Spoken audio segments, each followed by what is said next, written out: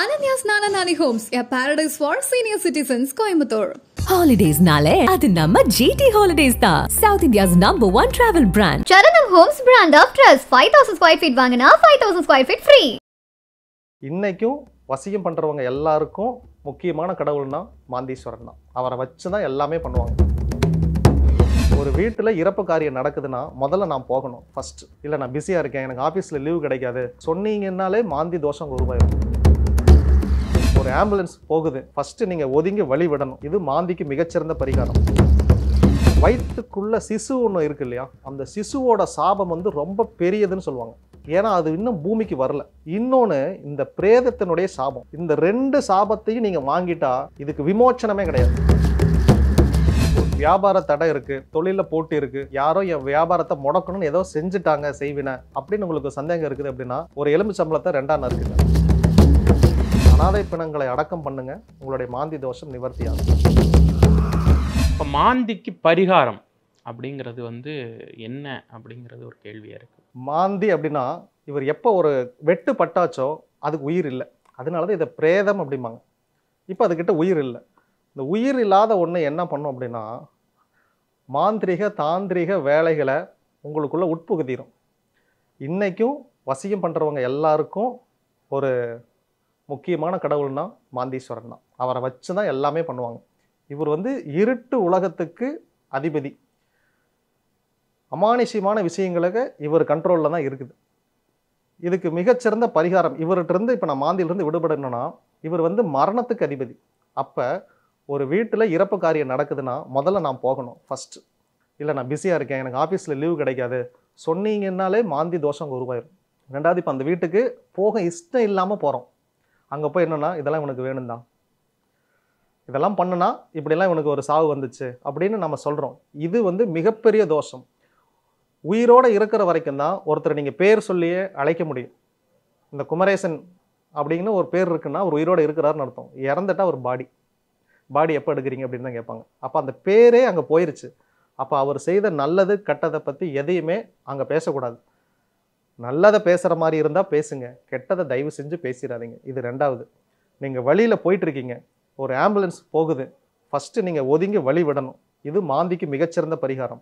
நீங்கள் வழியில் போகும்போது ஒருத்தர் அடிபட்டு கிடக்கிறாரு, உங்களுக்கு பிஸி ஷெட்யூல் தான், நின்று ஆம்புலன்ஸுக்கு ஃபோன் பண்ணி அவரை ஏற்றி விட்டு உங்கள் காரியத்தை அடுத்து செய்யுங்க.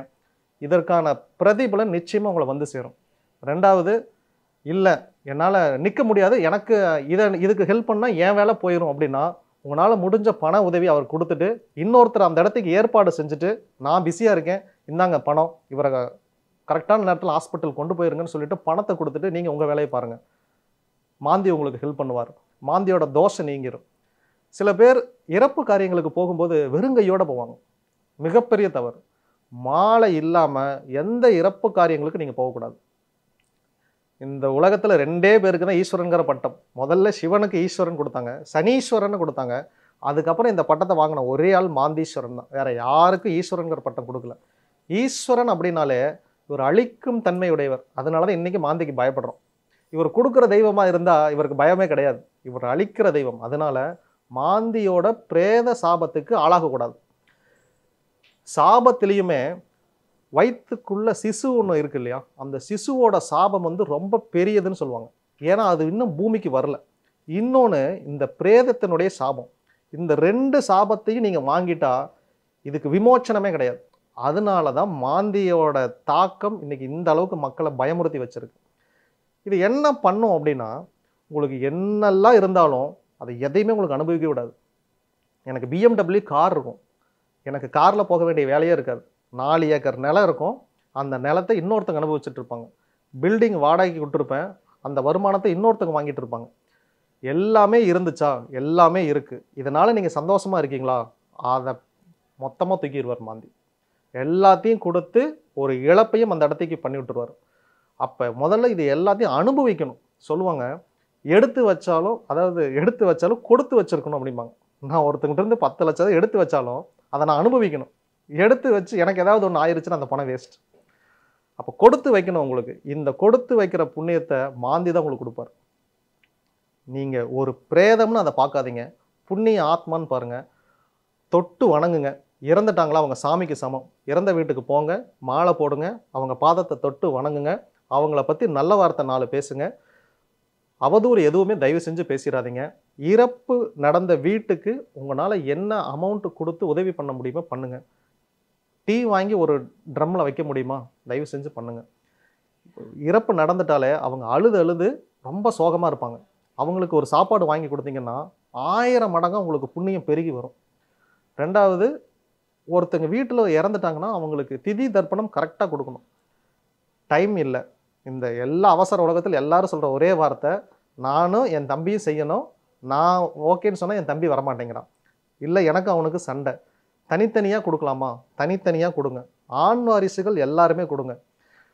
தர்ப்பணம் கொடுக்கறதுக்கே எங்களுக்கு டைம் இல்லை, இது எங்களுக்கு நடக்கவும் மாட்டேங்குது அப்படின்னா சிம்பிளாக சொல்கிறேன், நைட்டு தூங்கும்போது 1 டம்ளர் தண்ணியில் எள்ளும் தண்ணியை ஊற்றி ஊற வச்சுருங்க.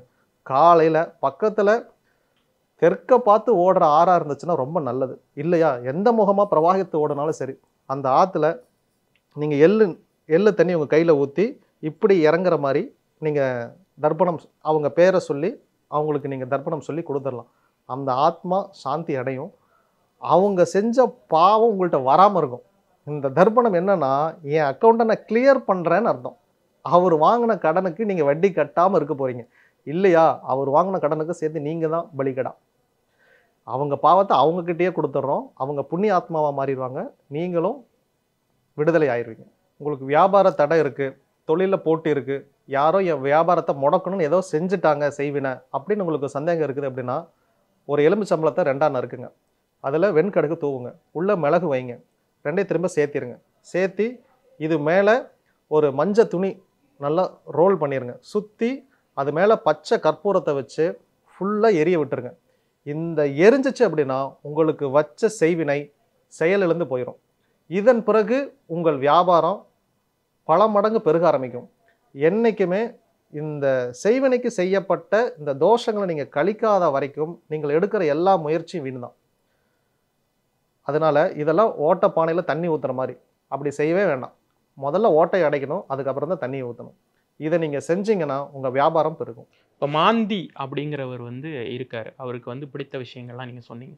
இப்போது நீங்கள் சொன்னதுலேருந்து நான் ஒரு கிளாரிட்டி எடுத்துக்கிறேன். என்ன அப்படின்னா, இப்போ மாந்தி அவர்கள் இந்த இறப்பு வீடு சம்மந்தப்பட்டு பிரேத, அதாவது இறந்த பிறகு இருக்கக்கூடிய உடல் சம்மந்தப்பட்ட விஷயம் அப்படிங்கிறப்ப இந்த ஈமக்கிரியைகள் செய்கிறது நிறைய, இப்போது கேட்பாரற்று நிறைய பேர் இறந்துருப்பாங்க. அவங்களுக்கு ஈமச்சடங்குகள், அவங்களோட இறுதி மரியாதையை செய்கிறது மூலமாக மாந்தியை குளிர் வைக்க முடியுமா?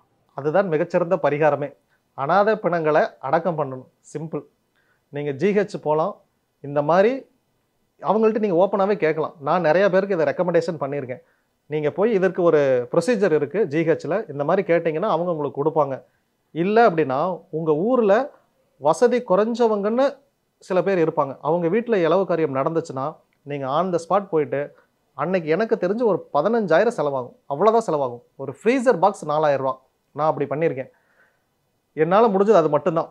எங்கள் ஊருக்குள்ளே ஃப்ரீசர் பாக்ஸ் கேட்டால் என்கிட்ட நீங்கள் கால் பண்ணுங்கள், நான் உங்களுக்கு ஃப்ரீசர் பாக்ஸ் வாங்கி கொடுத்துட்றேன். இத்தனைக்கும் இந்த சேவையுமே நான் ரோட்டரி கிளப்போட டைப் வச்சுருக்கேன். அவங்க எனக்கு பாதி ரேட்டில் கொடுப்பாங்க, நான் இவங்களுக்கு அதை தானமாக கொடுக்குறேன். என்னால் முடிஞ்சது, அவங்களால முடிஞ்ச ஹெல்ப் எனக்கு பண்ணுறாங்க, என்னால் முடிஞ்ச ஹெல்ப். இப்படி நீங்கள் பண்ணீங்க அப்படின்னா 2,000 ரூபாய்க்கு நீங்கள் ஃப்ரீசர் பாக்ஸ் எடுக்க முடியும்.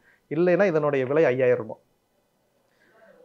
அந்த பந்தல் போடுறதுலேருந்து அந்த உடலை அடக்கம் பண்ணுற வரைக்கும் மொத்த செலவு நீங்கள் பண்ணிட்டீங்க அப்படின்னா, இது ஏன் பண்ணுறோம் அப்படின்னா, முன் ஜென்மத்தில் நீங்கள் இந்த அடக்க ஆராதனைக்கே நீங்கள் வரலை, இந்த ஈமச்சடங்கே நீங்கள் செய்யலை. அதனால உங்கள் கணக்கில் இன்னும் அது பெண்டிங்கில் காட்டிகிட்டு இருக்கு. யாருக்காவது நீங்கள் இந்த ஈமச்சடங்கு செஞ்சால் மட்டும்தான் இந்த தோஷமே நிவர்த்தி ஆகும். வருங்காலத்தில் இது நிறையா பேருக்கு பெருகும். ஏன்னா இப்போ எல்லாருமே வெளிநாட்டில் இருக்கிறாங்க. அவங்க சொந்த அம்மா அப்பாவோடைய இழவுக்கே அவங்களாம் வர்றதில்லை. இதெல்லாம் மிகப்பெரிய மாந்தி தோஷம். அடுத்த ஜென்மத்தில் உங்களுக்கு தண்டனை கொடுப்பாங்க. அதுக்கு பதிலாக அனாதை பிணங்களை அடக்கம் பண்ணுங்க, உங்களுடைய மாந்தி தோஷம் நிவர்த்தி ஆகும். மாந்தி பரிகாரம் குறித்து மனம் திறந்து நிறைய விஷயங்கள் எங்களோட பகிர்ந்துக்கிட்டீங்க. ரொம்ப நன்றி. நன்றி. Ananya's Nana Nani Homes, a paradise for senior citizens, Coimbatore. Holidays nale adu namma GT Holidays da, South India's #1 travel brand. Charanam Homes brand of trust. 5,000 square feet வாங்கினா 5,000 square feet free.